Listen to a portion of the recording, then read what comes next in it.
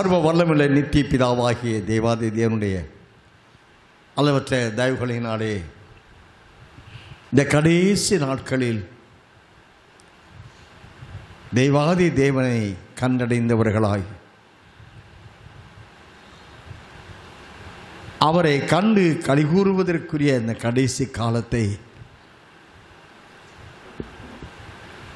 அவரை ஆராதித்து வரிக்கு ஆயத்தப்படுகிற தேவனுடைய பிள்ளைகளாய் கூடி வந்திருக்கிற நம்மோடு கடந்த பல வார காலமாக அருமைய இரட்சகர் ஒரே ஒரு வசனத்தை கொண்டு நமக்கு போதித்து நம்மை ஆயத்தப்படுத்த தேவனை இரக்கம் செய்து வருகிறார். வாசிக்கலாம். இந்த நாளிலும் வெளிப்படுத்தும் விசேஷம் 3ஆம் அதிகாரம் 19, 20, 21 3 வசனங்களை வாசிக்கலாம். In the last days, the chosen people of the God who raised us to glorify Him, to make us to prepare for His coming. For the past many days, God is giving one verse. That is, we can read Revelation 3 from verses 19 to 22. நான் நேசிக்கிறவர்கள் அவர்களோ அவர்களை கடிந்து கொண்டு சிச்சிக்கிறேன். ஆகையால் நீ ஜாக்கிரதையாய் இருந்து மனம் திரும்பு. இதோ வாசப்படியிலே நின்று தட்டுகிறேன். ஒருவன் என் சத்தத்தை கேட்டு கதவை திறந்தால் அவனிடத்தில் நான் பிரவேசித்து அவனோடே போஜனம் பண்ணுவேன், அவனும் என்னோடே போஜனம் பண்ணுவான். நான் ஜெயங்கொண்டு என் பிதாவுடைய சிங்காசனத்திலே அவரோடே கூட உட்கார்ந்தது போல ஜெயங்கொள்ளுகிறவன் எவனோ அவனும் என்னுடைய சிங்காசனத்தில் என்னோடே கூட உட்காரும்படிக்கு அருள் செய்வேன். As many as I love, I rebuke and chasten. Be zealous, therefore, and repent. Behold, I stand at the door and knock. If any man hear my voice and open the door, I will come in to him and will supper with him, and he will eat with me. To him that overcome will I grant to sit with me in my throne, even as I also overcame and am set down with my Father in his throne. He that hath an ear, let him hear what the Spirit said unto the churches. 21 வசனத்தில் நான் ஜெயங்கொண்டு என் பிதாவுடைய சிங்காசனத்திலே அவரோடே கூட உட்கார்ந்தது போல ஜெயங்கொள்ளுகிறவன் எவனோ அவனும் என்னுடைய சிங்காசனத்தில் என்னோட கூட உட்காரும்படி அருள் செய்வேன் என்று சொல்லுகிறார். The word God gives today is Revelation chapter 3 verse 21. To him that overcometh will I grant to sit with me in my throne, even as I also overcame and am set down with my Father in his throne. இந்த வசனத்தை திவ்ய வாசனாய் யோவானுக்கு சொன்ன அன்பின் ஆண்டவரை திவ்ய வாசனாய் யோவான் பார்த்து கொண்டிருக்கிறார். நான் ஜெயங்கொண்டு பிதாவின் சிங்காசனத்தில் உட்கார்ந்தது போல ஜெயங்கொள்ளுகிறவன் எவனோ அவனும் என்னோடு கூட சிங்காசனத்தில் உட்காரும்படி அருள் செய்வேன் என்று சொன்ன ஆண்டவர் எந்த நிலையிலிருந்து யோவானிடம் சொல்லுகிறார் என்பதை நான் வெளிப்படுத்த 1ஆம் அதிகாரத்தை வாசித்திருக்கிறோம். We can read from the first chapter. We can read how, in what position and John was to hear the voice of the Lord. நாம் வெளிப்பட 1ஆம் அதிகாரம் 13 முதல் வாசிக்கின்ற பொழுது 7 குத்துவிளக்குகளின் மத்தியில் நிலைங்கி தரித்து மார்பருகே பொற்கச்சை கட்டிய மனுஷகுமாரனை யோவான் காண்கிறார். We can read from verses 13 to 16. He sees the Lord among 7 யோவானுக்கு காணப்பட்ட இயேசுவானவர் அக்கினிமயமான கண்களை உடையவராய், அவருடைய வெண் பஞ்சை போன்ற முடியை உடையவராய், அவருடைய பாதங்கள் உலைக்களத்தில் காய்ந்த வெண்கலம் போன்றவராய், அவருடைய சப்தம் பெருவெளி இறைச்சல் போன்ற, அவருடைய முகம் சூரியனை போல் வல்லமையாக பிரகாசிக்கிற இப்படிப்பட்ட தோற்றத்தில் உள்ள ஆண்டவர் சொல்லுகிறார், நான் ஜெயித்தேன் என்று சொல்லுகிறார். In this first chapter, we can see how the Lord was. His eyes were like fire, his voice was thundering, and his hair was like white pure cotton, and his legs were like bronze. இப்படி சொன்ன ஆண்டவர் எவைகள் மேல் ஜெயித்தேன் என்று சொல்லுகிறார் என்றால், வெளிப்படை 1:18 மரித்தேன், ஆனாலும் இதோ சதாகாலம் உயிரோடு இருக்கிறேன். ஆமென். நான் மரணத்திற்கும் பாதாளத்துக்குரிய திறவுகோலை உடையவராய் இருக்கிறேன் என்று சொல்லுகிறார். Which one the Lord conquered is said in Revelation 1 verse 19 and 20. ஏனென்றால் தேவன் ஆண்டவராய் இயேசு கிறிஸ்து சரியாகவே அவர் அனுப்பப்பட்டு வந்த நோக்கமாவது பாவத்தின் சம்பளம் மரணம் என்ற அந்த பாவத்தை அழிக்க, மரணத்தை அழிக்க, மரணத்துக்குட்பட்டவர்கள் சென்றடைகிற பாதாளத்தை ஜெயிக்க, இதற்காகவே அவர் அனுப்பப்பட்டு வந்தார். Why Jesus was sent to this world? To conquer the death, to save the people who are destined for death, and to give them eternal life. ஏனென்று சொன்னால், அருமை சொல்கிறார், முதல் மரித்தேன் என்று சொல்லுகிறார். காரணம் என்ன? ஆதி 3ஆம் அதிகாரத்தின்படி நியாய தீர்ப்பில் முதலாவது ஆதாம் சொன்னதே, நீ மரிப்பாய் என்று சொன்னார். Proceed. He said, I will die. இரண்டாவதாக ஆதாம் மரித்து பாதாளத்துக்கு செல்லக்கூடிய அந்த இடத்தையும் நான் ஜெயித்தேன். ஆக மரணம், பாதாளம் இவைகளுக்குரிய திறவுகோள்களை நான் கையில் வைத்திருக்கிறேன். அது நோக்கம் என்ன? மரணத்தை பாதாளம் ஜெயித்தவர்கள் எவர்களோ அவர்கள் கரத்திலே இங்கே அதனுடைய திறவுகோள்களை தேவன் கொடுக்கிறார். I have conquered death and abyss, and I am holding all the keys of the death and the abyss. ஏனென்று சொன்னால், மரணத்தையும் பாதாளத்தையும் ஜெயிக்கிறவர்கள் அருமையற்று ஜெயித்தபடியினாலே அவருடைய அனுமதி அல்லாமல் ஒருவரும் மரணத்திற்கோ பாதாளத்திற்கோ செல்ல முடியாது. Without his permission, no one can enter into death. ஏனென்றால் மரணம், பாதாளம் இப்போ யாருடைய கட்டுப்பாட்டில் இருக்கிறது? இயேசுவின் கரத்தில் இருக்கிறது. Jesus is having the whole control over death and abyss. ஏனென்று சொன்னால் அவைகளை அவர் ஜெயித்தார். He conquered them. அவர் ஜெயித்தபடியினால் அவரால் தோற்கடிக்கப்பட்ட மரணம், பாதாளம் அவருடைய கட்டுப்பாட்டிற்குள் வந்துவிட்டது. Because he has conquered death and abyss, the whole control is having in the hands of the Lord. மத்தேயு 16ஆம் அதிகாரம் 18-19 வசனங்களை வாசிக்கலாம்.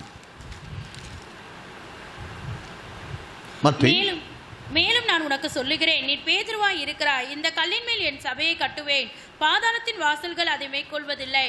பரலோக ராஜ்யத்தின் திறவுகோல்களை நான் உனக்கு தருவேன். பூலோகத்திலே நீ கட்டுகிறது எதுவோ அது பரலோகத்திலும் கட்டப்பட்டிருக்கும், பூலோகத்திலே நீ கட்டவிழ்ப்பது எதுவோ அது பரலோகத்திலும் கட்டவிழ்க்கப்பட்டிருக்கும் என்றார்.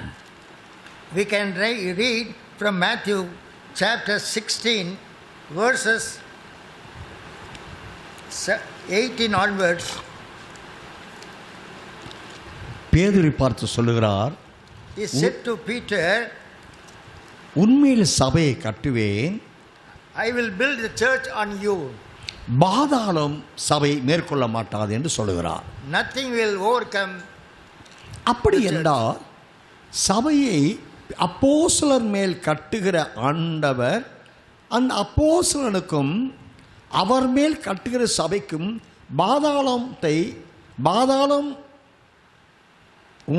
பாதாளத்துக்கு செல்லுகிறவர்கள் அடைய வேண்டிய மரணத்தையும் பாவத்தையும் சபை ஜெயிக்க வேண்டும் என்ற நேமத்தில் உண்மையில் சபை கட்டுவேன் சொல்லுகிறார். Church is built on the apostle, and he who teaches his teachings, they will hear and overcome death and abyss. அடுத்த வசனத்திலே பரலோக ராஜ்யத்தின் திறவுகோள்களை நான் உனக்கு தருவேன். உலகத்திலே நீ கட்டுகிறது எதுவோ அது பரலோகத்துக்கு கட்டப்பட்டிருக்கும், உலகத்திலே அவிழ்ப்பது எதுவோ அது கட்ட அவிழ்க்கப்பட்டிருக்கு என்கிறார். I will give the keys to you.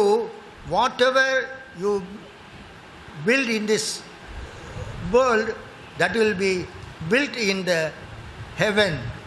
பாதாளத்தின் வாசலை ஜெயிக்கிறவர்கள் அப்படின்னால் பாவம், மரணம், பாதாளம் இவைகளை அப்போஸ்தலன் என்ற கேபா என்ற கல்லின் மேல் கட்டப்படுகிற அந்த சபை சாத்தான் உண்டாக்கப்பட்ட பாவம், மரணம், பாதாளம் ஜெயிக்கும்.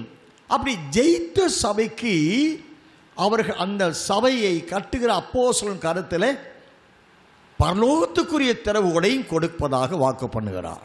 The Lord who gives the key to the apostle who overcome sin, death and abyss, he will give the keys to him. அப்படி என்றால் பூமியிலே பாவம், மரணம், பாதாளம் இவருடைய அதிபதி சாத்தானை தோற்கடிக்கிறது சபைதான் என்று சபைக்குத்தான் அந்த போர் வேலையை பொறுப்பை கொடுத்திருக்கிறாய் என்பதை அறிய முடிகிறது. We can easily learn that the church only overcome Satan and his all his deeds. அந்த சபையில் உள்ளவர்களில் எவர்கள் இந்த பாவம், மரணம், பாதாளம், சாத்தானை ஜெயிக்கிறார்களோ அவர்களை ஆயத்தப்படுத்தி சியோனுக்கு கொண்டு போய் சேர்ப்பதும் இந்த சபையை சார்ந்த வேலையாய், கடமையாய், கட்டளையாய் இருக்கிறது. The responsibility of the church is to give punishment to Satan and God take them to heaven. என்றால் அதற்காகவே சபை சாத்தானை தோற்கடிக்கிற சபையின் அப்போஸ்தலனுக்கு அந்த பரலோகத்திற்கு அந்த ஜெயம் பெற்ற அழைத்து செல்லும்படியான பரலோகத்தில் இருக்கிற அலங்கார வாசலின் திறவுகோல் அந்த அப்போஸ்தலத்தில் கொடுக்கப்பட்டிருக்கிறது. God gives the key to the decorated gate. That key is given to the apostle who defeated Satan. ஆகையினாலே அந்த அப்போஸ்தலன் சபையை எழுப்பி ராஜ்யத்தின் சுவிசேஷத்தை அறிவித்து அதற்கு அந்த சத்தியத்தை சந்தோஷமாக ஏற்றுக்கொண்டவர்களை மனந்திரும்பினவர்களுக்கு ஜலத்தினால் ஆவியினாலும் ஞானஸ்நானம் கொடுத்து சபையாய் சேர்த்து கொள்ளப்படுகிறார்கள். Who hears the voice of the gospel of kingdom, God make them to enter into the church, and the apostle gives them baptism and Holy Spirit and make them to defeat Satan. இப்பொழுது வேதத்திலே சபையின் நிலையில் தலை கிறிஸ்துவாக, சபைக்கு தலை கிறிஸ்துவாகவும் அவருடைய இயேசு கிறிஸ்துவின் சரீரம் சபையாகவும் இங்கு அறிவிக்கப்படுகிறது. Jesus is the head and the body is his church. எபேசியர்களின் நிருபம் 5ஆம் அதிகாரம் 32 வாசிங்களேன். இந்த ரகசியம் பெரியது, நான் கிறிஸ்துவை பற்றியும் சபையை பற்றியும் சொல்லுகிறேன். எப்படியும் உங்களிலும் அவனவன் தன்னிடத்தில் அன்பு கூறுவது போல தன் மனைவியினிடத்திலும் அன்பு கூற கடவன். மனைவியும் புருஷனிடத்தில் பயபக்தியாய் இருக்க கடவள். Ephesians chapter 5 verses 31 and 32. For this cause shall a man leave his father and mother, and shall be joined unto his wife, and they two shall be one flesh. This is a great mystery, but I speak concerning Christ and the church. ஏனென்றால் 32வது இந்த ரகசியம் பெரியது, நான் கிறிஸ்துவை பற்றி சபையை பற்றி சொல்கிறார். I speak about the church and Christ. கிறிஸ்துவும் சபையும் இங்கு அவர்கள் இருவரும் ஐக்கியம் இருக்கிறார்கள். அதற்கு தலையாக கிறிஸ்து இருப்பதாக 23வது வசனம். 23 வாசி. கிறிஸ்து சபைக்கு தலையாய் இருக்கிறது போல புருஷனும் மனைவிக்கு தலையாய் இருக்கிறான். அவரே சரீரத்திற்கும் இரட்சகராய் இருக்கிறார். ஆகையால் எபேசியர் 5:23 வாசி. For the husband is the head of the wife, even as Christ is the head of the church, and he is the savior of the body. அப்படி என்றால் கிறிஸ்து சபைக்கு தலை, சபைக்கு கிறிஸ்து தலை. Jesus is the head for the church. அவருடைய சரீரம் சபை. இப்பொழுது கிறிஸ்துவும் சபையும் தலையும் சரீரமும் ஐக்கியமாயிருப்பது போன்ற ஒரு ஐக்கியத்திற்குள்ளாக தேவனுடைய தீர்மானம் இருக்கிறது. God's determination is that Jesus should be the head and his body is the church. They join together. இப்படி தலையாய கிறிஸ்துவோடு சரீரமான சபை ஒன்றரை கலந்து கொள்ளுகிற அந்த ஐக்கியத்தின் மூலமாகவே சபையை கொண்டு பாவம், மரணம், பாதாளம், சாத்தான் இவைகளை ஜெயிக்க தலையாகிய கிறிஸ்து சபையை இயக்குகிறார். The head Jesus Christ created the church to overcome Satan and his deeds, sin and abyss. அவருடைய நிறைவான வளர்ச்சி எபேசியர் 2ஆம் அதிகாரம் 22-23 வாசிங்க. அப்போஸ்தலர் தீர்க்கதரிசிகள் என்பவருடைய அஸ்திவாரத்தின் மேல் கட்டப்பட்டவர்களுமாய் இருக்கிறீர்கள். அதற்கு இயேசு கிறிஸ்து தாமே மூலைக்கல்லாய் இருக்கிறார். அவர் மேல் மாளிகை முழுவதும் இசைவாய் இணைக்கப்பட்டு கர்த்தருக்குள் பரிசுத்த ஆலயமாக எழும்புகிறது. அவர் மேல் நீங்களும் ஆவியினாலே தேவனுடைய வாசஸ்தலமாக கூட்டி கட்டப்பட்டு வருகிறீர்கள். And are built upon the foundation of the apostles and prophets, Jesus Christ himself being the chief cornerstone, in whom all the building 50 framed together growth unto as holy temple in the Lord.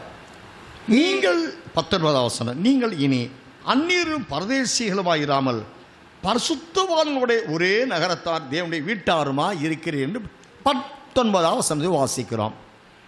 Now therefore ye are no more strangers and foreigners, but fellow citizens with the saints and of the household of God. எபிரேயர் 3ஆம் அதிகாரம் 6ஆம் வசனத்தை வாசிப்போம். கிறிஸ்துவும் அவருடைய வீட்டிற்கு மேற்பட்டவரான குமாரனாக உண்மையுள்ளவராயிருக்கிறார். நம்பிக்கையினாலே உண்டாகும் தைரியத்தையும் மேன்மை பாராட்டலையும் முடிவு பொருந்தியும் உறுதியாய் பற்றி கொண்டிருப்போம் ஆகில் நாமே அவருடைய வீடாயிருப்போம். நாமே அவருடைய வீடாயிருப்போம். நாமே கிறிஸ்துவின் வீடாய், நாமே பிதாவின் வீடாயிருப்போம் என்று.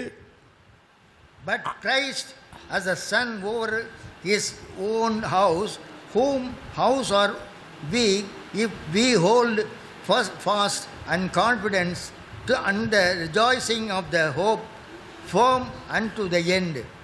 நாம் தேவனுடைய வீடாக வேண்டுமென்றால் கிறிஸ்து பிதாவிடத்தில் தன்மை கொண்ட உண்மையுள்ளவராய் இருந்தாரோ அதே போல கிறிஸ்துவிலும் சபை உண்மையுள்ளதாக இருக்கிற நிலையில் அந்த சபையில் உள்ள ஒவ்வொருவரும் தேவனுடைய வீடாக தேவனால் ஏற்றுக்கொள்ளப்படுகிறார்கள். If we want to become the house of the Lord, how Jesus Christ was faithful to his heavenly Father, we also should be faithful in all his teachings. தேவனுடைய 1 கொரிந்தியர் 3ஆம் அதிகாரம் 15-16 வசனங்களிலே நீங்களே தேவனுடைய ஆலயமாய் இருக்கிறீர்கள் என்றும் அங்கு அறிவிக்கப்படுகிறது. நீங்கள் தேவனுடைய ஆலயமாய் இருக்கிறீர்கள் என்றும் தேவனுடைய ஆவி உங்களில் வாசமாய் இருக்கிறார் என்றும் அறியாதிருக்கிறீர்களா? ஒருவன் தேவனுடைய ஆலயத்தை கெடுத்தால் அவனை தேவன் கெடுப்பார். தேவனுடைய ஆலயம் பரிசுத்தமாய் இருக்கிறது, நீங்களே அந்த ஆலயம். சோதரம் எபேசியர் 2ஆம் அதிகாரம் 21-22 வசனங்கள் கூட அவர் மேல் மாளிகை முழுவதும் இசைவாய் இணைக்கப்பட்டு கர்த்தருக்குள் பரிசுத்த ஆலயமாய் எழும்புகிறது. அவர் மேல் நீங்களும் சபை, அவர் மேல் சபையும் ஆவியினாலே தேவனுடைய வாசஸ்தலமாக குட்டி கட்டப்பட்டு வருகிறீர்களே சொல்லப்படுகிறது. ரீடு chapter எபேசியர் chapter 2 verse 21 and 22. In whom all the buildings 50 framed together growth unto as holy temple in the Lord, in whom ye shall are built together for an inhabitation of God through the Spirit. இயேசு கிறிஸ்துவையே தன்னுடைய வீடாக தன் வாழ்க்கைக்கு மூளைக்கல்லாக எவர்கள் சபையில் உள்ளவர்கள் ஏற்றுக்கொண்டு வாழ்கிறார்களோ அவர்களை தேவனோடு அவர்கள் மாளிகை முழுவதும் என்றால் அவருடைய ஆவிக்குரிய வாழ்க்கை முழுவதும் இசைவாய் பரிசுத்த ஆவியானவருக்கு ஒரு இசைவானவர்களாய் அவர்கள் பரிசுத்த ஆவிக்குள் தேவனுடைய ஆலயமாக தேவனுக்கு இசைவான ஒரு ஆலயமாக கட்டப்பட்டு வருகிறார்கள் என்று 21 வசனத்தை எபேசியர் 2:21 வாசிக்கிறோம். Those who accepted Jesus Christ as the cornerstone, the Holy Spirit will make those people to the temple of the Lord. என்றால் இயேசு ஜீவிக்கிறார், ஜீவிக்கிற இயேசு அவரால் கட்டப்படுகிற சபையும் ஜீவனுள்ள தலையாகிய இயேசுவை சிறமேற்கொண்டு தன்னை அவரோடு ஐக்கியப்படுத்தி அவருக்காக அவருக்குள்ளாக வாழ்கிற சபையாக இருக்கிறது.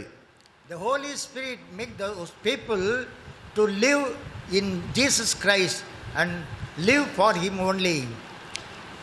1 பேதுரு 2ஆம் அதிகாரம் 5வது வசனத்தில் கூட 1 பேதுரு 2:5 ஜீவனுள்ள கற்களை போல ஆவிக்கேற்ற மாளிகையாகவும் இயேசு கிறிஸ்து மூலமாய் தேவனுக்கு பிரியமான ஆவிக்கேற்ற பலிகளை செலுத்தும்படிக்கு பரிசுத்த ஆசாரிய கூட்டமாகவும் கட்டப்பட்டு வருகிறீர்கள்.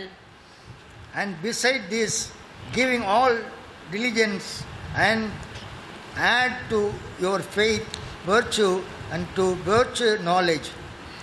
அப்படி என்றால் சபையில் உள்ள சபையின் தலையாய கிறிஸ்துவோடு இணைந்திருக்கிற சபை அல்ல பாடி ஆஃப் த கிரைஸ்ட் சபையானது கிறிஸ்துவாய தலையோடு ஐக்கியப்பட்டிருக்கிறது என்றால் தலை ஜீவனுள்ளதாக இருக்கிறது. அதோடு ஐக்கியப்பட்டிருக்கிற இணைந்திருக்கிற சபையில் உள்ள ஊழியர்கள் விசுவாசி ஒவ்வொருவருமே ஜீவன் உள்ளவர்களாக ஆவிக்குரிய ஜீவன் உள்ளவர்களாக இருக்க வேண்டும். அவர்கள் ஜீவனுள்ள கற்களை போல பிரகாசிக்கக்கூடிய ஜீவிதம் செய்வதாக இருக்க வேண்டும். The church who is having association with the Lord, they should be the living stone. ஜீவனுள்ள கற்களை போல ஆவிக்கேற்ற மாளிகையானவர்களாய் இயேசு கிறிஸ்து மூலமாய் தேவனுக்கு பிரியமான ஆவிக்கேற்ற பலிகளை செலுத்தும்படிக்கு பரிசுத்த ஆசாரி கூட்டமாக கட்டப்பட்டு வருகிறீர்கள் என்று 1:2-5 வாசிக்கிறோம்.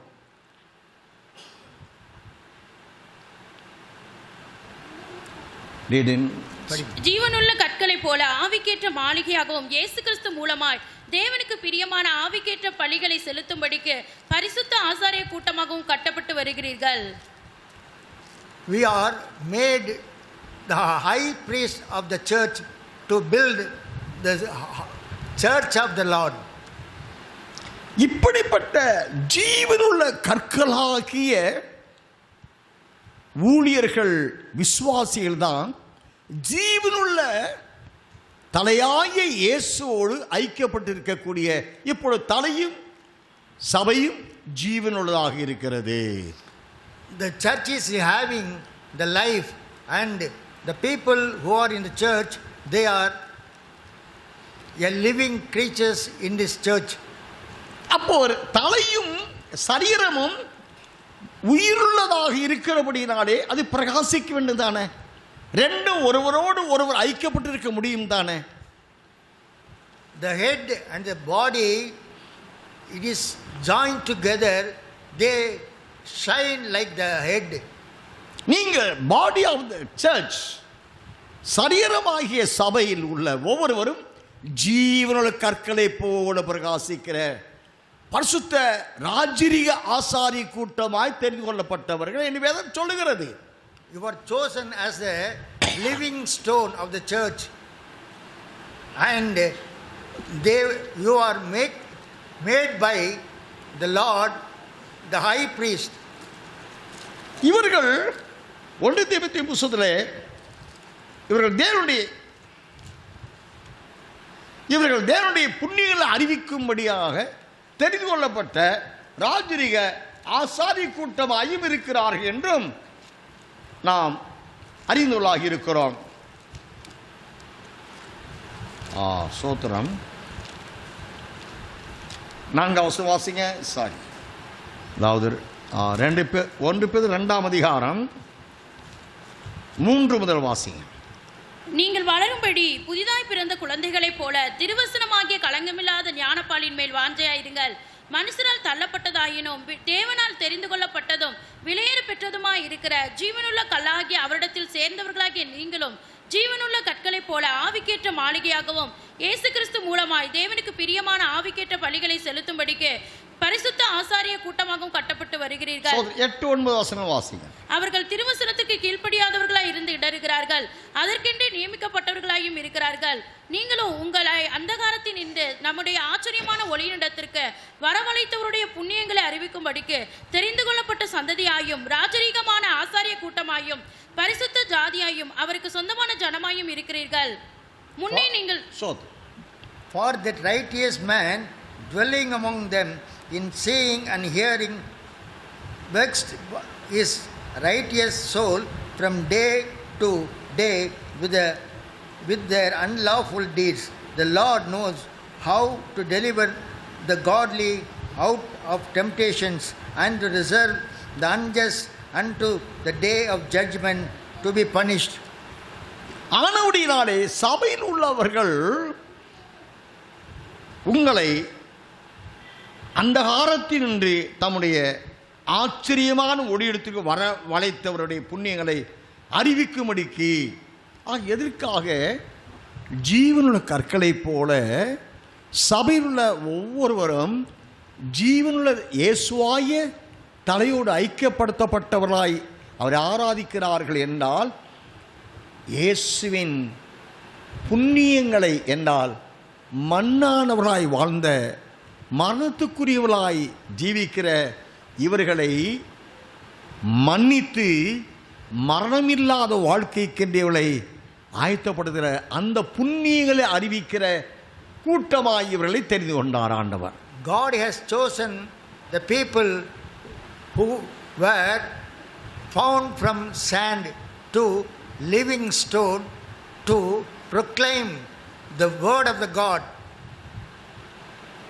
ஏனென்றால் இவர்கள் ஜீவனுள்ள தேவனாகிய இயேசுவின் பிள்ளைகளாக மீட்கப்படுவதற்கு முன்பாக வரைக்கும் இவர்கள் அந்தகார இருளின் வாழ்க்கை வாழ்ந்தவர்களாய் இருந்தவர்கள். Because before the people get salvation, they were under the regime of the darkness. இவர்களை தம்முடைய ஆச்சரியமான ஒளியிடத்துக்கு வரவழைத்தவர் ஆண்டவர் இயேசு கிறிஸ்து. Jesus Christ only take them to wonderful light. வேதத்தில் வாசிக்கிறோம், பிலிப்பியருக்கு எழுதிய நிருபம் 2ஆம் அதிகாரம் வசனம் சொல்றேன், 14 வசனம் வாசிக்கிறேன். நான் வீணாக ஓடினதும் வீணாக பிரயாசப்பட்டதும் இல்லை என்கிற மகிழ்ச்சி கிறிஸ்துவின் நாளில் எனக்கு உண்டாயிருப்பதற்கு ஜீவ வசனத்தை பிடித்துக்கொண்டு உலகத்திலே சுடர்களைப் போல பிரகாசிக்கிற நீங்கள் ஜீவ வசனத்தை பிடித்துக்கொண்டு சுடர்களைப் போல பிரகாசிக்கிற நீங்கள். இவர்கள் அந்தகார வாழ்க்கையில் இருந்து அருமை இரட்சகர் தம்முடைய நித்திய ஜீவனுக்கு உரியவர்களாக இவர்களை விடுதலையாக்கி தன்னுடைய பிரகாசத்தை, ஒளியிலுள்ள வாழ்க்கையை மற்றவர்களுக்கு அறிவிக்கும் ஒரு புண்ணியவான்களாக அவரிடத்திலிருந்து பெற்ற புண்ணியங்களை மற்றவர்களுக்கு அறிவித்து அவர்களையும் ஒளிக்குரியவராய் தகுதிப்படுத்த இந்த மகான்களை தேவன் அழைக்கிறார். God has chosen the people who are in the church to proclaim His goodness to all the people who hears His voice. கொலோசியர் 1ஆம் அதிகாரம் 12-13 வசனங்களை வாசிக்கலாம். ஒளியிலுள்ள பரிசுத்தவான்களுடைய சுதந்திரத்தில் பங்கடைவதற்கு நம்மை தகுதியுள்ளவர்கள் ஆக்கினவரும் இருளின் அதிகாரத்தை நின்று நம்மை விடுதலையாக்கி தமது அன்பின் குமாரனுடைய ராஜ்யத்திற்கு உட்படுத்தினவருமாய் இருக்கிற பிதாவை ஸ்தோத்தரிக்கிறோம். ஒளியிலுள்ள பரிசுத்தவான்களுடைய சுதந்திரத்தில் பங்கடைவதற்கு நம்மை தகுதியுள்ளவராக்கினவர். God has made us to get there. இரண்டாவது, இருளின் அதிகாரத்திலிருந்து நம்மை விடுதலையாக்கி தமது அன்பின் குமாரனுடைய ராஜ்யத்தில் உட்படுத்தினவருமாய் இருக்கிற பிதாவை ஸ்தோத்திரிக்கிறேன். I give all the glory to the heavenly Father who has chosen us to live with the Son Jesus Christ. ஆக சபையாய் ஐக்கியப்படுத்தப்பட்டதின் நோக்கம், இருளில் இருக்கிற ஜனங்கள், அந்தகார வாழ்க்கையில் பாவ பிடி சிக்குண்டு தவித்த ஒவ்வொருவரையும் ஆண்டவர் சபைக்கு அழைத்து வந்து அவர்களுக்கு அவருடைய அந்தகார வாழ்க்கையை அகற்றி அவருடைய பாவம் இல்லாத ஒரு பரிசுத்தமான வாழ்க்கை வாழ அவர்களை சபைக்கு அவர்களை அழைத்து வருகிறார். The Lord brings the people to the church to cleanse all the sin and make them the living stone. இப்படி அழைத்து வரப்பட்டவர்களை அவருடைய ஒளிக்குள், அவருடைய பிரகாசத்துக்குள் அவர் நீதி சூரியன் என்று வாசிக்கிறோம், விடிவெளி நட்சத்திரம் என்று வாசிக்கிறோம், அர்னோதேம் என்று வாசிக்கிறோம். இப்படி அவரில் உள்ள ஜீவனுள்ள வாழ்க்கையை சபையில் உள்ள ஒவ்வொருவரும் பெற்றுக்கொண்டு அந்த பிரகாசிக்கிற ஒளியிடத்திற்கு மற்றவர்கள் அழைக்க இவர்களை பிரகாசிக்கிற ஒளியாக்க அழைத்து வருகிறார் சபைக்கு. The people who are in the church, they are chosen to bring all the people who are living in the darkness to the light of Jesus Christ. இவர்களை வளர்த்து ஒளியிலுள்ள பரிசுத்தவான்களோடு நம்மை விடுதலையாக்கி பாருங்க. ஒளியிலுள்ள பரிசுத்த சியோனில் இருக்கக்கூடிய தூதகணங்கள் இருக்காங்க பாருங்களேன். ஒளியில் உள்ள பரிசுத்தவானுடைய சுதந்திரத்தில் பங்கடைவதற்கு சியோனில் இருக்கிற தேவதூதகணங்கள், சியோனில் இருக்கிற 7 வகையான தூதகணங்கள், தேவனுடைய மகா பரிசுத்த ஸ்தலம், தேவனுடைய பரிசுத்த ஸ்தலம், சியோன் நகரம், இவைகளோடு இந்த சபையில் உள்ள சபையில் வைத்து பரிசுத்தமாக்கப்பட்ட இவர்களை அந்த பரிசுத்தவான்களோடு ஐக்கியப்படுத்தும்படியான ஒரு பரிசுத்தமான ஜீவித்துக்குள்ளானவர்களாய் சபையில் உள்ளவர்களை ஆண்டவர் ஆயத்தப்படுத்துகிறார். Why God has chosen the church is to live in the most holy place, that is Zion, along with the 7 types of angels. இப்படிப்பட்ட அழைப்புக்கு உரியவர்களை தம்முடைய குமாரனுடைய ராஜ்யத்துக்கு சுதந்திரத்துவத்தை உடையவர்களாக தகுதிப்படுத்துகிறார். The people who are chosen will தமது be, தமது அன்பின் குமாரனுடைய ராஜ்யத்திற்கு உட்படுத்துகிறார் இவர்களை. He make them to live in the regime of the Son Jesus Christ. இப்படிப்பட்ட ஒரு பரிசுத்தமான கூட்டத்தை தேவன் ஆயத்தப்படுத்தவே சபையை தேவன் எழுப்புகிறார். God has chosen the church. The reason is to live along with Jesus Christ in his regime. இப்படி வளர்க்கப்பட்டவருடைய இம்மையில் அவரை ஆராதிக்கிற ஆராதனை அனுபவமே அவருக்கு முன்பாக, தலைக்கு முன்பாக அவர் சரீரம் இருக்கிறபடினால் தலை சரீரமான சபை பார்த்து கொண்டே இருக்கிறதாக எபேசியர் 5:27 நாம் வாசிக்கிறோம். வாசிங்க.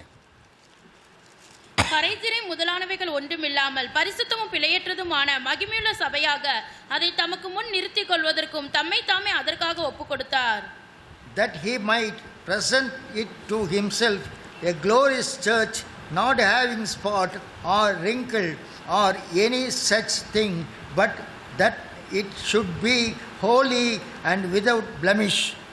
மகிமையுள்ள ஜீவனுள்ள இயேசுவாகிய தலை அவரோடு ஐக்கியப்பட்டிருக்கிற அவருடைய சரீரமான சபை தமக்கு முன்பாக கரைதிரை ஒன்றுமில்லாமல் பரிசுத்தமும் பிழை அற்றதுமான மகிமையுள்ள சபையாக தமக்கு முன் நிறுத்தி கொள்ள, அதுக்காகத்தான் சிலுவையில் தன்னை ஜீவபலியை ஒப்பு கொடுத்தேன் என்று சொல்லுகிறார். He was crucified because to make those people to stand in front of him without any blemish or any sin. இப்பொழுது சபை கிறிஸ்துனுடைய சன்னிதானத்திலே, சமூகத்திலே அவருடைய மகிமையை சுதந்திரித்து கொண்ட அவருடைய சுதந்திரவாளிகளாக இப்ப சபை அங்கீகரிக்கப்படுகிறது பிதாவினால். The heavenly Father recognized them to inherit all the glory that Jesus is having. இவர்களையே, இந்த சபையையே அருமை இரட்சகர் பிந்தின ஆதாமின் மனைவியின் சுதந்திரவாளிகளாக ஆண்டவர் ஆதியாகமம் 3:15 சொல்லுகிறார். These people, they are called the bride of the second Adam. வாசிக்கலாம் ஆதியாகமம் 3:15. உனக்கும் ஸ்திரீக்கும் உன் வித்துக்கும் அவள் வித்துக்கும் பகை உண்டாக்குவேன், அவர் உன் தலையை நசுக்குவார், நீ அவர் குதிங்காலை நசுக்குவாய் என்றார்.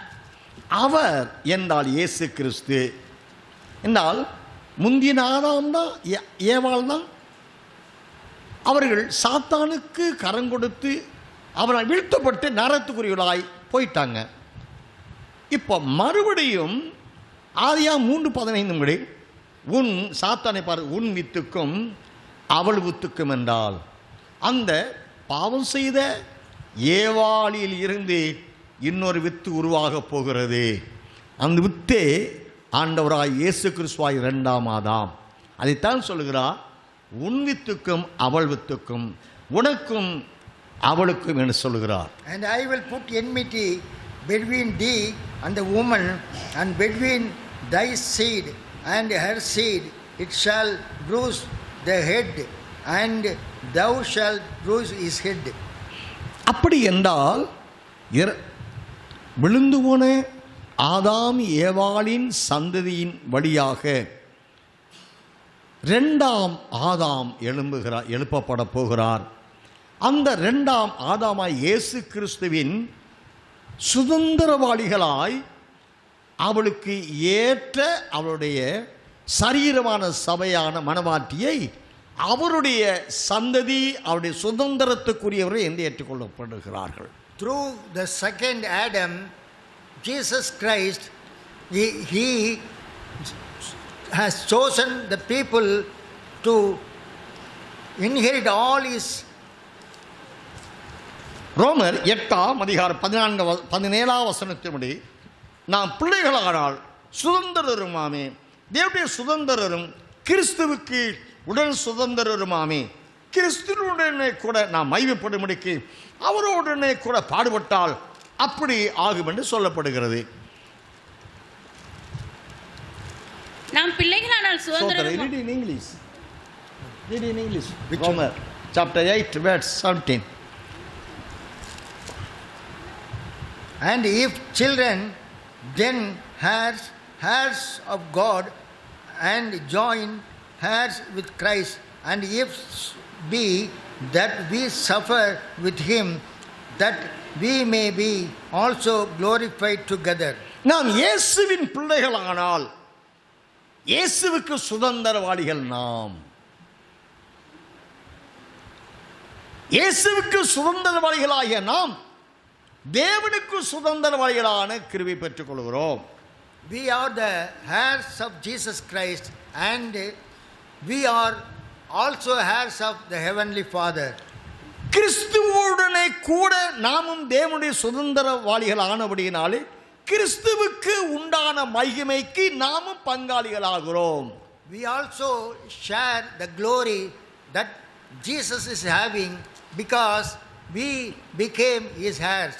அப்படி என்றால் சபை என்றால் தலையாய கிறிஸ்துவோடு இணைந்து கொண்ட சபையில் உள்ள நீதிவான்களை, பரிசுத்தவான், சத்தியவான்களான விசுவாசிகள் இதில் அனைவரும் கிறிஸ்துவுக்கு உடன் சுதந்திரவாளிகள் என்றால் கிறிஸ்துவுக்கு பிதாவினால் தந்தப்பட்ட மகிமைக்கு இவர் சுதந்திரவாளிகள் தானே. They also inherit the glory, the Heavenly Father who gave his glory to Jesus. These people also inherit his glory. இந்த சுதந்திரத்துவத்துக்கு உரியவர்கள் என்பதற்கு அடையாளமே தேவனுடைய மகிமையினாலே சபையில் உள்ள ஒவ்வொருவரும் நிரப்பப்படுகிற வாழ்க்கை தான் அதற்கு அடையாளமாக இருக்கிறது. The identification is the people who are chosen or get the glory of Jesus Christ. ஆகினால் அப்போஸ்தலன் பவுல் ரோமர்களுக்கு நிருபம் 5:2 நாம் தேவ மகிமை அடைவோம் என்கிற நம்பிக்கையினால் மேன்மை பாராட்டுவோம் என்று சொல்லுகிறது. By whom also we have access by faith into this grace wherein we stand and rejoice in hope of the glory of the Lord. அந்த மகிமை அணிந்து கொண்டவர்கள் கிறிஸ்துவின் நாளில் 2 கொரிந்தியர் 3:18 படி ஆவியாயிருக்கிற கர்த்தரால் அந்த சாயலாகத்தாமே மகிமை மேல் மறுரூபப்படும் என்று சொல்லப்படுகிறது. When Jesus Christ is coming, the Holy Spirit make the people like the Spirit of the Lord and join to him. அப்படி சபையாய் மகிமை மேல் மகிமை அடைந்தவர்களை 1 பேதுருவின் புத்தகம் 5:10 கர்த்தராகிய இயேசு கிறிஸ்துவின் மூலமாய் தமது மகிமைக்கென்று அழைத்த பிதாவாய் தேவனை சோத்திரிக்கிறேன் என்று அங்கே அப்போஸ்தலன் பேதுருவினால் சொல்லப்படுகிறது. But the God of all grace, who had called us and his eternal glory by Christ Jesus, after that he have suffered. அப்படி என்றால் சபையாய் தலையாய கிறிஸ்துவோடு உண்மையாக எவர்கள் ஐக்கியப்பட்டவர்களாய் ஆராதிக்கிறார்களோ அவர்களுக்கு கிறிஸ்துவுக்கு தேவனால் கொடுக்கப்பட்ட மகிமைக்கு இவர்களும் சுதந்திரவாளிகளாக மகிமடைகிறவர்களாய் இருக்கிறார்கள். The people who are in the church, they also get the glory which the Heavenly Father gives his Son. மகிமையை கிறிஸ்துவின் மகிமை அணிந்து கொண்டவர்கள் பிதாவின் மகிமையை அணிந்து கொள்கிறார்கள். The people who gets the glory of Jesus, they also have the glory of the Heavenly Father. யோவான் சுவிசேஷம் 17:24 நான் பிதாவே, நான் எங்கே இருக்கிறேனோ அங்கே நீர் எனக்கு தந்தருள் நானும் என்னோடு கூட இருக்க நீர் தந்த மகிமை நான் கொடுத்தேன் என்று சொல்லுகிறார். Please read. Yes. பிதாவே, உலக தோற்றத்துக்கு முன் நீர் என்னில் அன்பாயிருந்தபடியினால் நீர் எனக்கு தந்த என்னுடைய மகிமையை நீர் எனக்கு தந்தவர்கள் காணும்படியாக நான் எங்கே இருக்கிறேனோ அங்கே அவர்களும் என்னுடனே கூட இருக்க விரும்புகிறேன். Father, I will that they also whom thou hast given me be with me where I am, and that they may behold my glory which thou hast given me. For thou lovest me before the foundation of the world. அப்படினா பிதாவினால் குமாரனுக்கு என்று அவருடைய சரீரமான சபையாக கொடுக்கப்பட்ட ஒவ்வொரு ஊழியரும் ஒவ்வொரு சபையின் விசுவாசிகளும் கிறிஸ்துவின் மகிமை அணிந்து கொண்டு ரகசிய வருகையிலே அவர்கள் அந்த மகிமையினாலே ஏறெடுக்கப்பட்டு, அப்படி ஏறெடுக்கப்பட்டவர்கள் பிதாவுடைய மகிமைக்குள் மறைந்து கொள்கிறார்கள். இப்பொழுது பிதா, குமாரன், மணவாட்டி இவர் மூவரும் ஒரே மகிமைக்குள்ளானவர்களாய் இருக்கிறார்கள். The people, those who are chosen, lives with the heavenly Father, his Son and the bride. யோவான் 17ஆம் அதிகாரம் 21-24 வசனத்திலே, பிதாவே, நீயும் நானும் ஒன்றாயிருக்கிறது போல நீர் எனக்கு தந்தவர்களும் நானும் ஒன்றாயிருக்க வேண்டிக் கொள்கிறேன் என்று சொல்லுகிறார். That they all may be one, as thou Father art in me and I in thee, that they also may be one in us, that the world may believe that thou hast sent me, and the glory which thou gavest me one. இப்படியாய் 1 தெசலோனிக்கர் 4:17 வசனத்தின்படி இது முதற்கொண்டு நான் எப்பொழுதும் கர்த்தருடனே கூட இருப்போம் என்று வாக்கு பண்ணப்படுகிறது. 1 தெசலோனிக்கர் 4:17. பின்பு உயிரோடு இருக்கும் நாமும் கர்த்தருக்கு எதிர்கொண்டு போக மேகங்கள் மேல் அவர்களோட கூட ஆகாயத்தில் எடுத்துக்கொள்ளப்பட்டு இவ்விதமாய் எப்பொழுதும் கர்த்தருடனே கூட இருப்போம். Then we which are alive and remain shall be caught up together with them in the clouds to meet the Lord in the air, and so shall be ever be with him. இப்பொழுது சபை கிறிஸ்துவின் மூலமாய் அல்லது மணவாளன் மூலமாய் மணவாட்டியாக பிதாவாய கிறிஸ்துவுக்குள் ஒன்றர கலந்து கொள்ள இவர்களை தகுதிப்படுத்துகிறது. பிதாவாய கிறிஸ்துவினால் கிடைக்கப்பெற்ற மகிமையின் மறுரூப சாயலே.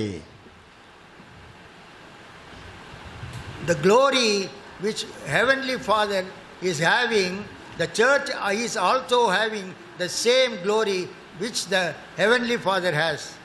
இப்பொழுது ஆதியாகமம் 1:26-27 வசனங்களின்படியாய் தேவன் ஆதியிலே ஆதாம் ஏவாளை அவர்களை நம்மில் ஒருங்கிணைப்பு உண்டாக்குவோமாக அவனை தேவ சாயலை உண்டாக்கினார் என்ற அந்த அனாதி சிருஷ்டிப்புக்குள் மணவாட்டியானவர் இப்பொழுது அந்த மேன்மையான சிருஷ்டிப்புக்குள் வந்து விடுகிறார்.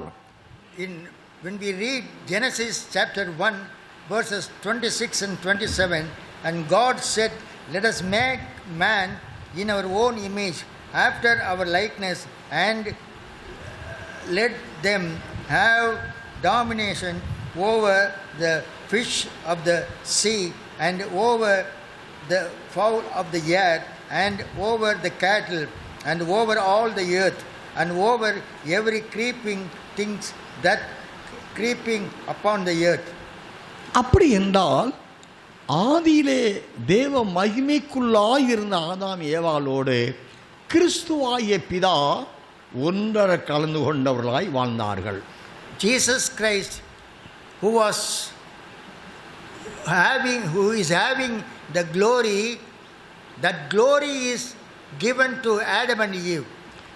இப்பொழுது கிறிஸ்துவின் கிருபாதார பலியின் மூலமாய் அந்தகார இருளிலிருந்து விடுவிக்கப்பட்டு தேவனுடைய ஆச்சரியமான மகா மகிமைக்குள்ளானவர்களாய் இவர்கள் மறுரூபத்தை அணிந்து பிதாவுக்குள் ஒன்றரை கலந்து கொண்டபடியால் திருத்துவ தேவனுக்குள் இவர்கள் ஒன்றாக மாறிவிடுகிறார்கள்.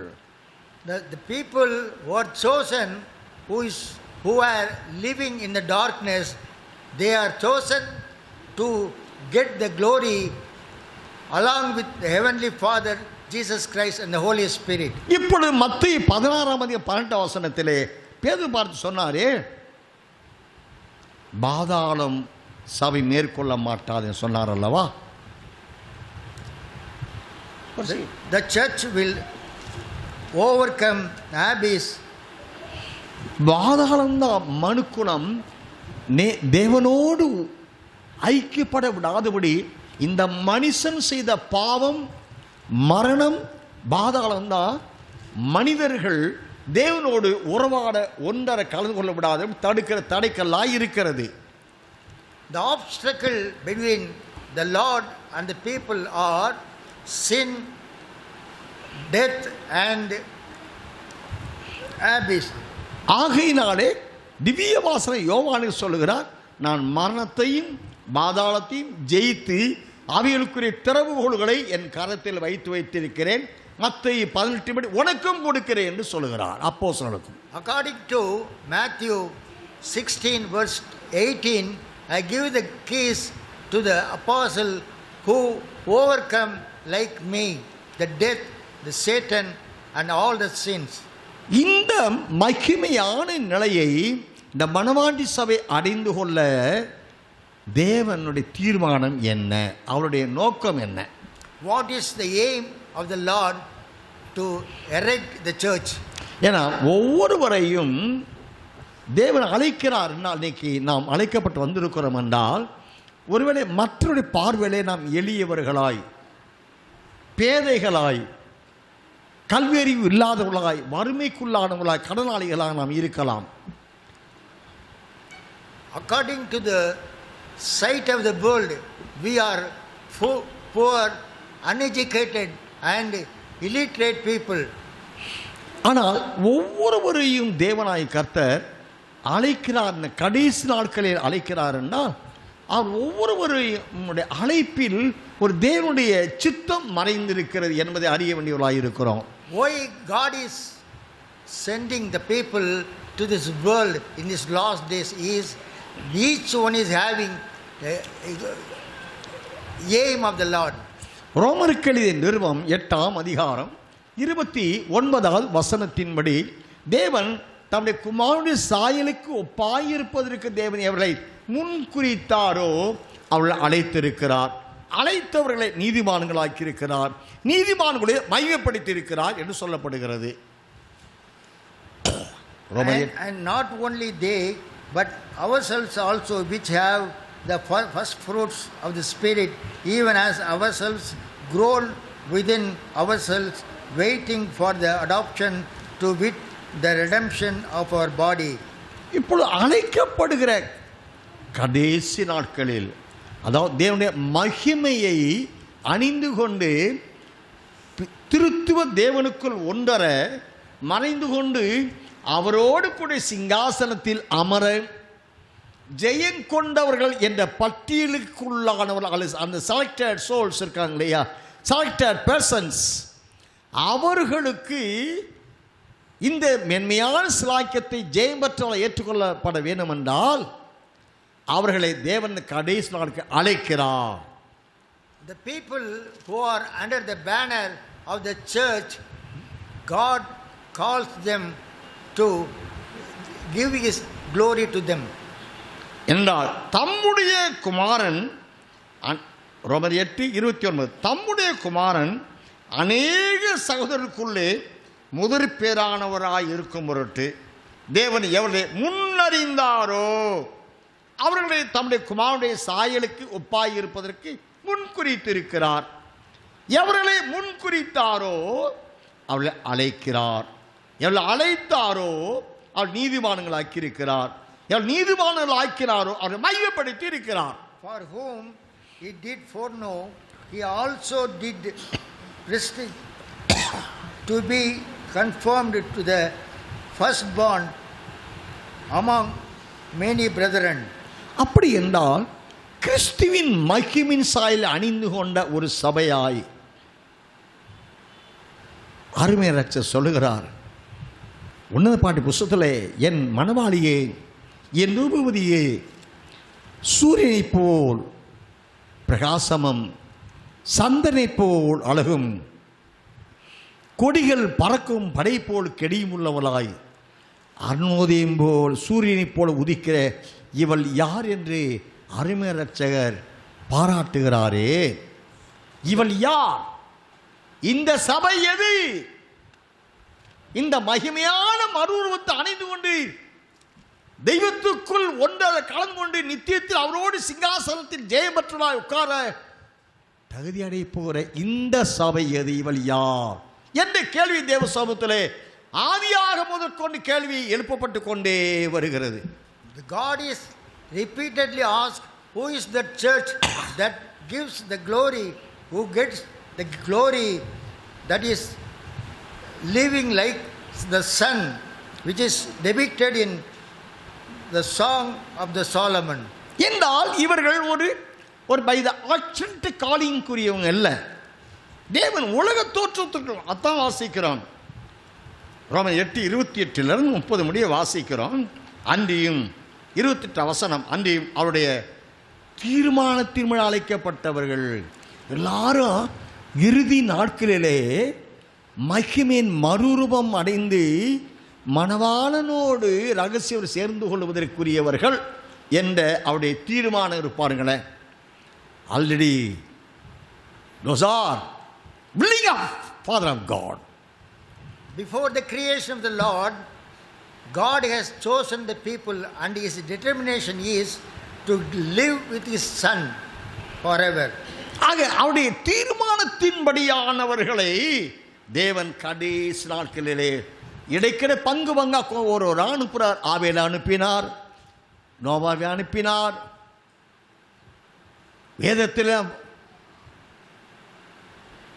எலியா தீர்க்கதரிசி அனுப்புகிறார்.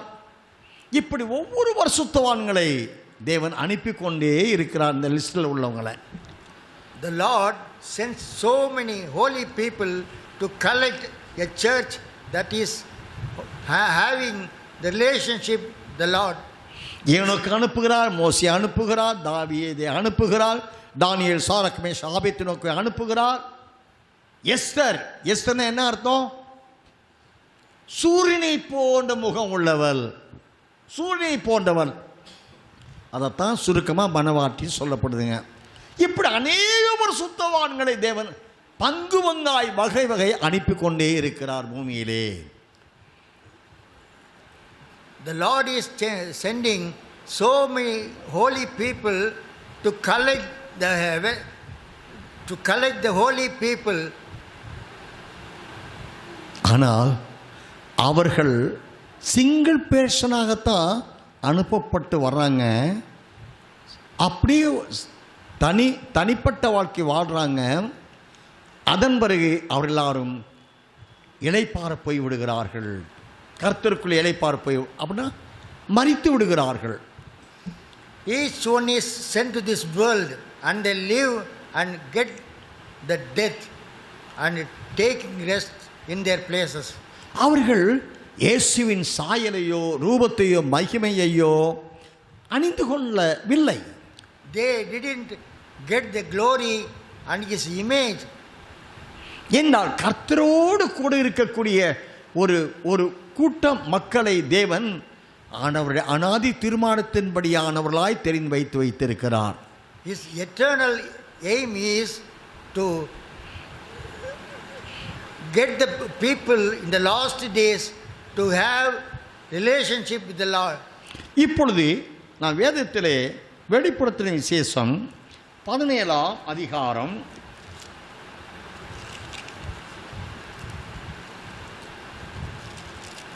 ஹல்லேலூயா 12 முதல் 16 முடிய வாசிக்கலாம். நீ கண்ட 10 கொம்புகளும் 10 ராஜாக்களாம். இவர்கள் இன்னும் ராஜ்யம் பெறவில்லை. இவர்கள் மிருகத்துடனே கூட 1 மணி நேரம் அளவும் ராஜாக்கள் போல அதிகாரம் பெற்றுக் கொள்ளுகிறார்கள்.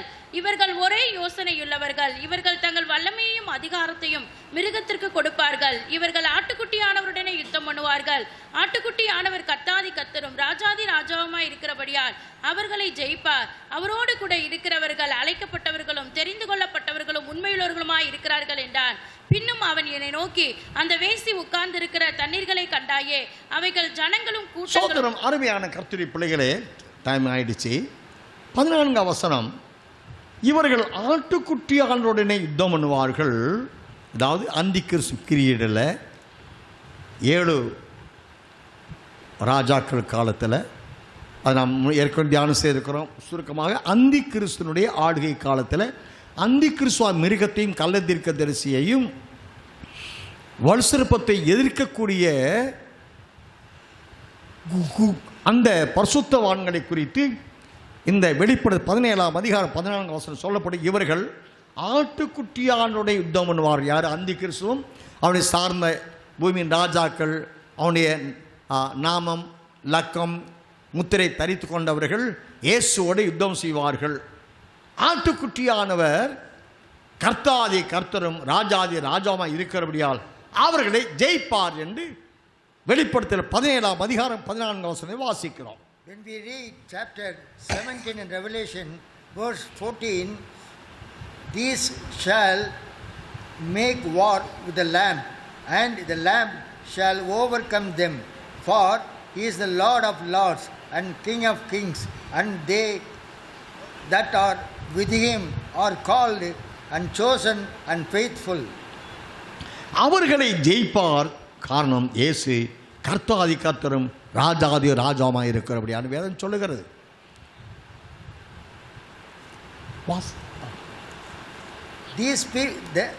These shall make war with the Lamb, and the Lamb shall overcome them, for he is Lord of lords and King of kings, and they that are with him are called and chosen and faithful. அவரோடு கூட இருக்கக்கூடியவர்கள் என்றும் இந்த வெளிப்படுத்தல் 17ஆம் அதிகாரம் 14ஆம் வசனத்தில் அவரோடு கூட இருக்கிறவர்கள் அழைக்கப்பட்டு தெரிந்து கொள்ளப்பட்டவர்கள் உண்மையுள்ளவருமாய் இருக்கிறார்கள் என்றும் அங்கே நான் வாசிக்க முடிகிறது. The people those who are chosen are faithful and followers of Jesus Christ. அப்படி என்றால் இயேசு கிறிஸ்துவாகிய ஆண்டவர் வலுசற்பம் அவனுடைய தூதர்களாய் மிருகம் கலந்திருக்கிறது அந்தி கிறிஸ்துவின் பீரியடில் அவனை எதிர்த்து அவனை ஜெயிக்கிறார், அவர்களை ஜெயிக்கிறார். அவரோடு கூட இருக்கிறவர்களும் அவனை ஜெயிப்பார்கள் என்று. அவரோடு கூட இருக்கிறவர்கள் சாத்தானை ஜெயிக்கிறவர்கள் யார்? அழைக்கப்பட்டவர்கள். அழைக்கப்பட்டவர்களிலேயே தெரிந்து கொள்ளப்பட்டவர்கள், தெரிந்து கொள்ளப்பட்டவர்களிலே உண்மையுள்ளவர்கள். இவர்கள் இயேசுவோடு சேர்ந்து சாத்தானை ஜெயிக்கிறார்கள் என்று அறிகிறோம். The people who are chosen and called and those who are faithful, they defeat the Satan, the Antichrist and the false prophet along with Jesus Christ. இப்பொழுது நான் வாசித்த 1-2ஆம் அதிகாரம் 9வது வசனத்தை வாசிக்கிறேன்.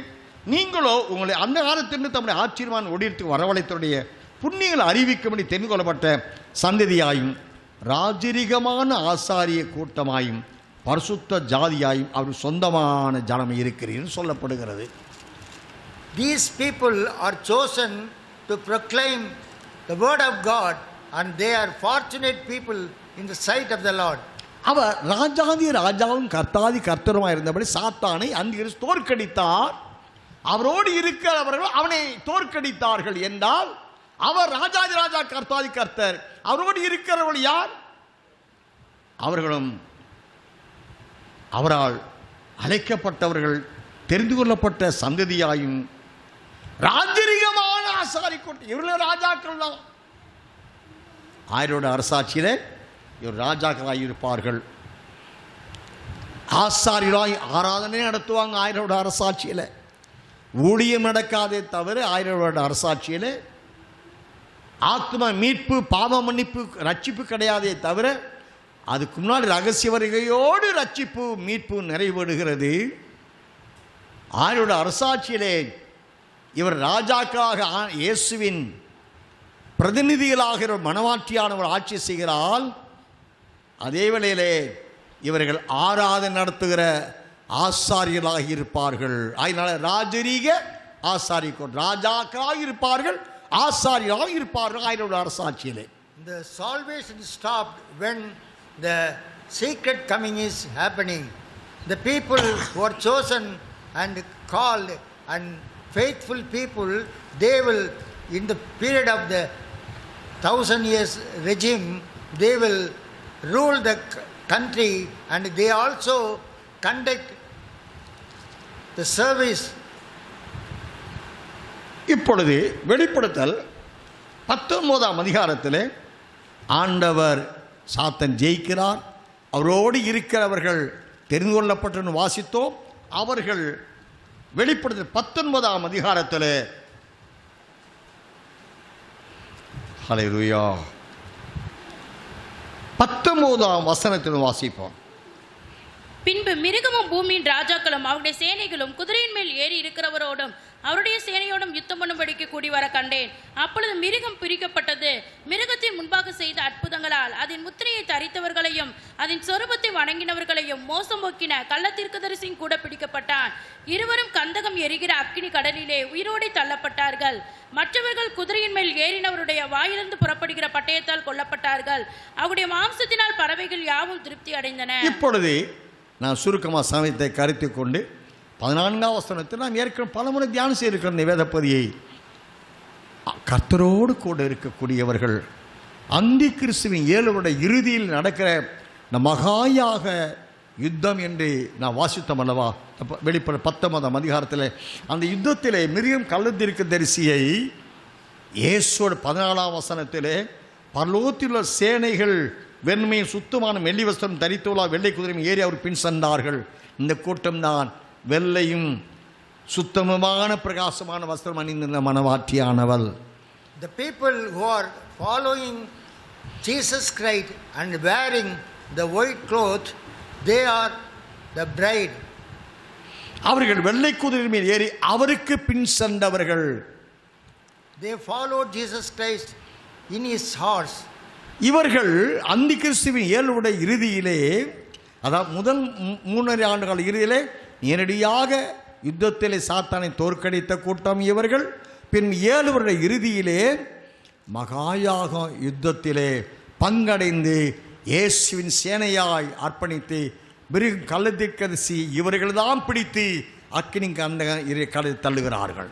These people only caught the Antichrist and the false prophet and put them in the hell. இவர்கள் மற்ற 21 வசனத்தின்படி மிருகம் கள்ளத்தீர்க்கதரிசி அக்கினி கடலில் தள்ளப்படுறாங்க. சாத்தான் பாதாளத்தில் அடைக்கப்படுறான். அவனோடு இயேசுவை மனவாட்டியை பரிசுத்தவான்களை எதிர்த்த அந்தி கிறிஸ்துவ அவன் சார்ந்தவர்களையும் என்றால் மற்றவர்களால் அவனுடைய சேனை பூமியில் அவனுடைய ராஜாக்கள் ஆளுகை செய்தவர்கள் மற்றவர்களை வெட்டி அவர்கள் மற்ற குதிரை ஏறி இன்னவருடைய வாயு புறப்புகிற பட்டயத்தால் கொல்லப்பட்ட பட்டை வெட்டி அவர்கள் அக்கினியால் அழிக்கப்பட்டார்னு வேதம் சொல்லுகிறது. From the mouth of the Lord, the firing words, these people were the people who are obeying the word of the Satan. They were put under the hell. அருமை இரட்சகர் இந்த யுத்தத்தை தான் சொல்கிறாரு. நான் வைத்திருக்கிற யாகத்துக்கு வாங்கன்னு சொல்லி வெளிப்படுது 19ஆம் அதிகாரத்தில் 18வது வாசிங்க. நீங்கள் ராஜாக்களின் மாம்சத்தையும் சேனை தலைவர்களின் மாம்சத்தையும் பலவான்களின் மாம்சத்தையும் குதிரைகளின் மாம்சத்தையும் அவைகளின் மேல் ஏறி இருக்கிறவர்களின் மாம்சத்தையும் சுயாதீனர் அடிமைகள் சிறியோர் பெரியோர் இவர்கள் எல்லாருடைய மாம்சத்தையும் பட்சிக்கும்படிக்கு மகாதேவன் கொடுக்கும் விருந்துக்கு கூடி வாருங்கள் என்று. மகாதேவன் கொடுக்கும் விருந்துக்கு கூடி வா, இதைத்தான் யாகம் என்று சொல்லப்படுகிறது. இந்த யுத்தம் அநேக வேத பண்டிதர்கள் இதுதான் அர்மகுதோன் யுத்தம் என்று சொல்லுகிறார்கள். தவறு. எசேக்கியேல் தீர்க்கதரிசி 39ஆம் அதிகாரம் 18ஆம் வசனம் வாசிங்களேன். எசேக்கியேல் 39ஆம் அதிகாரம்.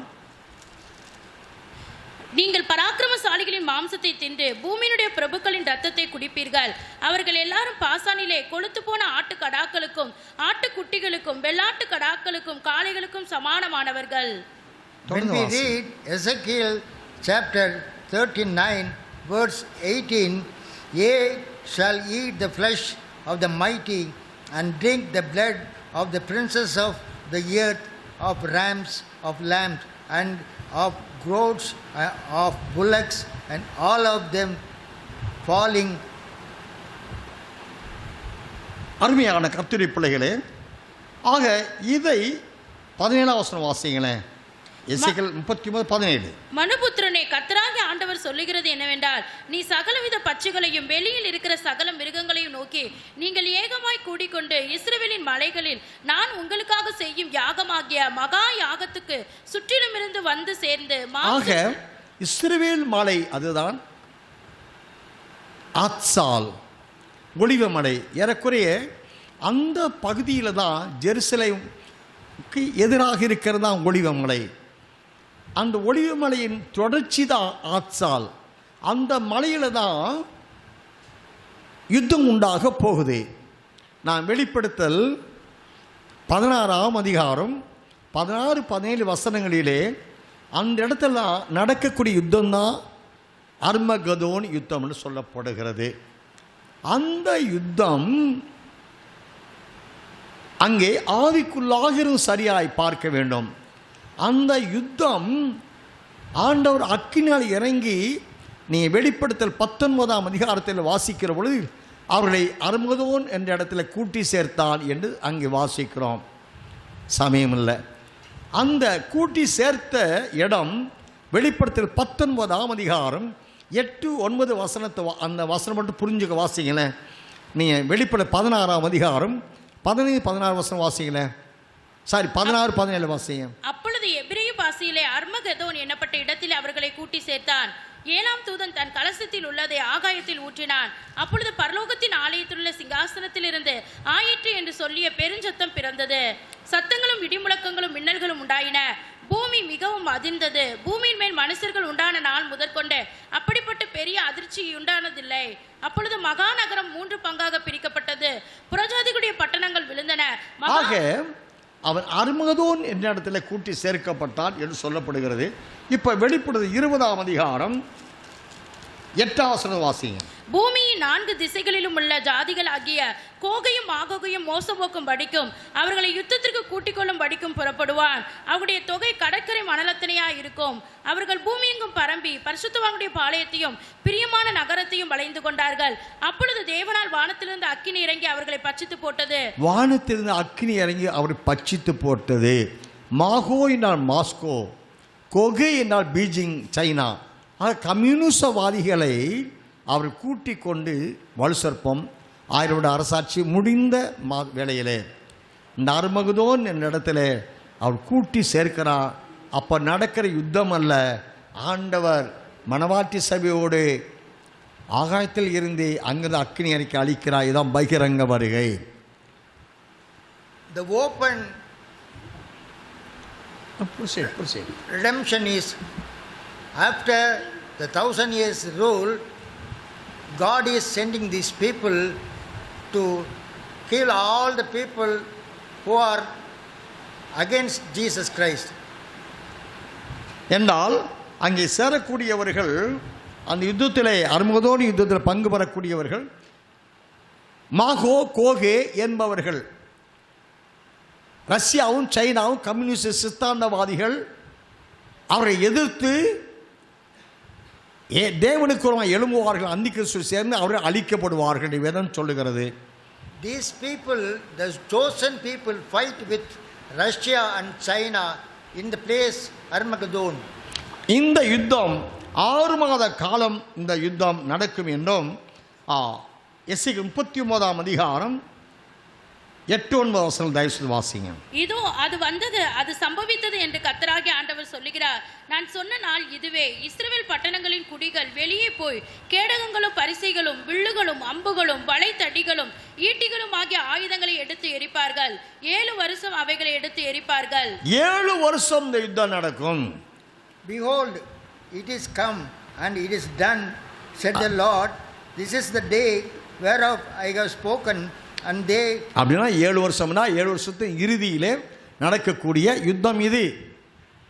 அதான் வெளிப்பட 19ஆம் அதிகாரத்தில் நடக்கிற யுத்தம். ஆக அர்மகதோன் யுத்தம் என்பது கடைசி இரண்டாம் வருகையில் ஆண்டவர் அக்கினி அழிக்கக்கூடிய அந்த வருகைதான் பகிரங்க வருகை. அக்கினியால் வானபூமி வெந்து உருகி போகிறது. அதற்கு முன்பாகிய அந்திகிறிஸ்து 7 இறுதியில் நடக்கிற யுத்தம் மகாயாக யுத்தம். அதில் ஆண்டவரோடு சேர்ந்து மிருகம் கள்ளத்தீர்க்கதரிசி சாத்தானை தோற்கடித்து சாத்தானை பாதாளத்திலும் மிருகம் கள்ளத்தீர்க்கதரிசி அக்கினிகள் தள்ளுகிற அந்த யுத்தத்தில் ஜெயம் பெற்றவர்கள் எவர்களோ அவர்கள்தான் மனவாட்டியாய் ரகசியவர்களே நேசரோடு எடுத்துக்கொள்ளப்படுகிறார்கள், சேர்த்துக் கொள்ளப்படுகிறார்கள். The people who are taken in the secret coming are those people who defeated Satan, false prophet and Antichrist. They are chosen in the secret coming. ஆக வேதத்திலே அவரோடு சேர்ந்து யுத்தம் செய்கிறவர்கள், அந்தி கிறிஸ்துவை தோற்கடித்து ஜெயம் பெறுகிறவர்கள், அது முதற்கொண்டு ஆண்டவரோடு அவர்கள் மனவாட்டியாய் ஒன்றரை கலந்து கொண்டு சிங்காசனத்திலே அமரும் சிலாக்கியத்தை பெற்றுக்கொள்கிறார்கள். The people who defeated Satan and they are having the privilege to sit on the throne of the Jesus Christ. தானியேல் 7 அதிகாரம் 25 முதல் 27 முடிய வாசிக்கிற பொழுது சாத்தானானவன் பரிசுத்தவான்களை ஒடுக்கி காலங்களை பிரமாணங்களை மாற்றுவான் என்று மாற்ற நினைப்பான் என்று வாசிக்கிறோம். ஆக பரிசுத்தவான்களை ஒடுக்குவான். இந்த யுத்தத்திலே வலுசர்ப்பம் மனவாட்டியான சபையை எதிர்த்து யுத்தம் செய்து ஒடுக்குவான் இந்த பரிசுத்தவான்களை. Satan will torture the people who are fighting against him in the battle. அதன் விளக்கம்தான் வெளிப்படும் 12 அதிகாரம் 1 முதல் 11 வசனங்களுக்கு உட்பட்ட சம்பவம். That is happening, that is revealed in chapter 12 verse 1 to 12. இப்படி தேவ திட்டம் இருக்க அநேக பரிசுத்தவான்கள் வேத பண்டித சபைகள் பரிசுத்தவான்களுக்கு போராட்டமே இல்லை. அந்தி கிறிஸ்து வெளிப்படுவதற்கு முன்பாகவே பரிசுத்தவான்கள் அல்லது சபை மனவாடி சபை எடுத்துக்கொள்ளப்படும் என்றெல்லாம் போதிக்கப்படுகிறது. The false propaganda is Jesus Christ will take his people before the tribulation starts. அப்படினால் அருமையான கர்த்தருடைய பிள்ளைகள், ஆவிக்குரிய மன்றத்தில் உள்ள பரிசுத்தவான்களே, நீதிமான சத்தியவான்களே, ஆண்டவர் தேவாதி தேவனும் கர்த்தாதி கர்த்தரும் ராஜாதி ராஜாவாய் இருந்தபடியால் மிருகத்தை கள்ளத்தீர்க்கதரிசி சாத்தானை ஜெயித்தார். அவரோடு இருப்பவர்களும் அழைக்கப்பட்டவர்கள், தெரிந்து கொள்ளப்பட்டவர்கள், உண்மையுள்ளவர்கள் என்ற 3 கேட்டகரிக்குட்பட்டவர்களே மனவாட்டிக்குரிய ஆவிக்குரிய லட்சணமுடையவர்கள். The beauty, the people who are called and selected and faithful, they are called the bride. வெளிப்படை 19 அதிகாரத்தினுடைய ஆண்டவரோடு வெளிப்படை 19:14 வசனத்தின்படி வெண்வஸ்திரம் தரித்த மனவாட்டியானவள் மணவாளன் வெள்ளை குதிரையை செல்ல அவருக்கு பின் இவர்கள் வெள்ளை குதிரையை சென்று என்றால் பூர்ண பரிசுத்தம் சாத்தானை தோற்கடித்து என்றால் இப்பொழுது பேதுருக்கு சொன்ன வாக்கு தத்துவம் பாதாளம் சபை மேற்கொள்ள மாட்டாது. அப்படின்னா சபை பாதாளத்தை மேற்கொள்ளும். What is said in Matthew 16 verse 18, the church will overcome Satan, hell, death and abyss. ஆகினால் மனவாட்டி சபையாய் மணவாளனோடு சேர்ந்து தலையாய கிறிஸ்துவோடு சரீரமான மணவாட்டி சபை இணைந்து சாத்தானை தோற்கடிக்கிறபடியால் இந்த மணவாட்டி சபைக்கு தேவன் சிங்காசனம் அமர அருள் புரிகிறார். God is giving the privilege to sit on the throne of the Lord Jesus Christ because they have conquered Satan and his followers. அப்படி என்றால் நான் ஜெயம் பெற்று சிங்காசனத்தில் உட்கார்ந்து போல ஜெயம் கொள்ளுகிறவன் எவனும் அவன் என்னோடு கூட சிங்காசனத்தில் அமர அருள் புரிவென்றால் அவர் ஜெயிக்கிற தலையாய் கிறிஸ்துவும் சரீரமான சபையாய் மனவாட்டி ஒன்றரை வெளிப்பட 19ஆம் அதிகாரத்தினுடைய சாத்தானை தோற்கடித்து மிருகம் கள்ளத்திற்கிறது அக்கினி கடை தள்ளி சாத்தானை பாதாளத்தில் தள்ளி அவனை ஜெயிக்கிறபடியினாலே ஜெயம் பெற்றவர்களாய் சிங்காசனத்தில் நேசரோடு அமர பரிசுத்த புதிய மனவாட்டியான சபை அழைக்கிறார். God is calling the people who are living in bright church. They overcome Satan, false prophet and antichrist. They are eligible to sit on the throne of the Lord Jesus Christ. இந்த தேவ திட்டத்தை நிறைவேற்றவே தேவனாய் கர்த்தர் இந்த மகிமை மறுபத்தை அடைந்தாலே சாத்தான் தோற்கடிக்க முடியுமே. அதனால் இந்த மகிமை அடைகிற இந்த மனவாட்டி சபை யார், இந்த இவள் யார், இந்த பரிசுத்தவான்கள் யார், இந்த ஊழியர்கள் யார் என்று தேவன் சபையிலே தேடி தெரிந்து கொண்டிருக்கிறார். God is searching the people who are called to defeat Satan. இந்த ஜெயம் பெற்ற மனவாட்டி சபையானவர்கள் நீங்கள் அழைக்கப்பட்டிருக்கலாம், ஆனால் தெரிந்து கொள்ளப்படணும். எதற்காக? அவருடைய மகிமையின் மறுரூபத்தை அடைந்து கொள்ள. அந்த நிலை அடைந்து கொள்ள நீங்கள் எந்த நிலையானாலும் சரி, முடிவு வரை இந்த உங்களுடைய போராட்டமாக கண்ணீரா பசி பட்டினியா முடிவு வரை இந்த உண்மையுள்ளவர்களாக இருக்கிறான். அதனால சொல்கிறாரு, முடிவு வரை நிலைத்திருப்போனே ரட்சிக்க விடுவான். முடிவரை உண்மையுள்ளவர்களாக இருந்தால் நேசரோடு சிங்காசனத்திலே நித்தியத்தில் நாம் ஜீவனம் செய்யலாம். கர்த்தர் தாம் இந்த வார்த்தை ஆசீர்வதிப்பாராக. ஆமென். Those people who are called, they should do the duty of the Lord up to the end of this period. Amen. Hallelujah. Hallelujah. Hallelujah. Amen.